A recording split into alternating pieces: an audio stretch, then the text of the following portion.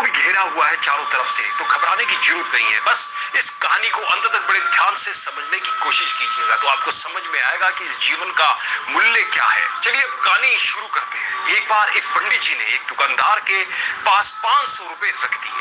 उन्होंने सोचा कि जब मेरे बेटे की शादी होगी तो मैं ये पैसे ले लूंगा। कुछ सालों के बाद जब बेटी सियानी हो गई तो पंडित जी उस दुकानदार के पास गए, लेकिन दुकानदार ने मना कर दिया और बोला, आपने कब मुझे पैसे दिए थे? दुकानदार बोला, क्या मैंने कुछ लिखकर आपको दिया था, बताइए। पंडित जी उस दुकानदार की इस हरकत से बहुत ही परेशान हो गए और बड़ी चिंता में डूब गए।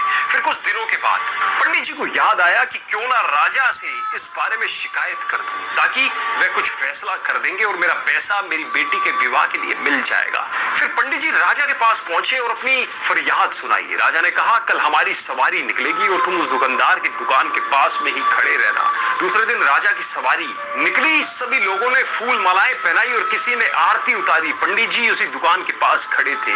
जैसे ही राजा ने पंडित जी को देखा तो उसने उन्हें प्रणाम किया और कहा, गुरुजी आप यहाँ कैसे? आप तो हमारे गुरु है, आइए इस बग्गी में बैठ जाइए। वो दुकानदार ये सब देख रहा था, उसने भी आरती उतारी और राजा की सवारी आगे बढ़ गई। थोड़ी दूर चलने के बाद राजा ने पंडित जी को बग्गी से नीचे उतार दिया और कहा, पंडित जी हमने आपका काम कर दिया है, आगे आपका अपना भाग्य। उधर वो दुकानदार ये सब देखकर हैरान था कि पंडित जी की तो राजा से बहुत ही अच्छी सांठ गांठ है, कहीं वह मेरा कबाड़ा ही ना करा दे। दुकानदार ने तत्काल अपने मुनीम को पंडित जी को ढूंढकर लाने को कहा। पंडित जी एक पेड़ के नीचे बैठकर कुछ विचार विमर्श कर रहे थे।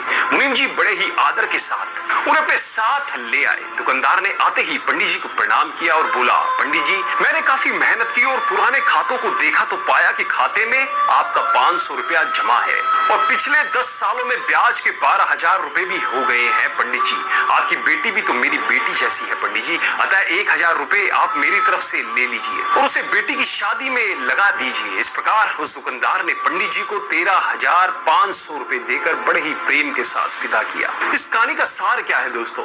इस कहानी का सार है, जब मात्र एक राजा के साथ संबंध होने भर से हमारी विपदा दूर हो जाती है, तो हम अगर इस दुनिया के राजा यानी कि परमपिता परमेश्वर से अपना संबंध जोड़ ले तो हमें कोई भी समस्या, कठिनाई या फिर आज जो हमारे सामने ये विपदा चल रही है कोविड के तौर पर, हमारे साथ किसी भी तरह के अन्याय का तो कोई प्रश्न ही नहीं उत्पन्न होता है। इसलिए अपने परमपिता परमेश्वर पे सदा विश्वास रखिए, अपने आप को उनके प्रति समर्पित रखिए और फिर देखिएगा आपके दुख किस प्रकार दूर हो जाएंगे और कर्म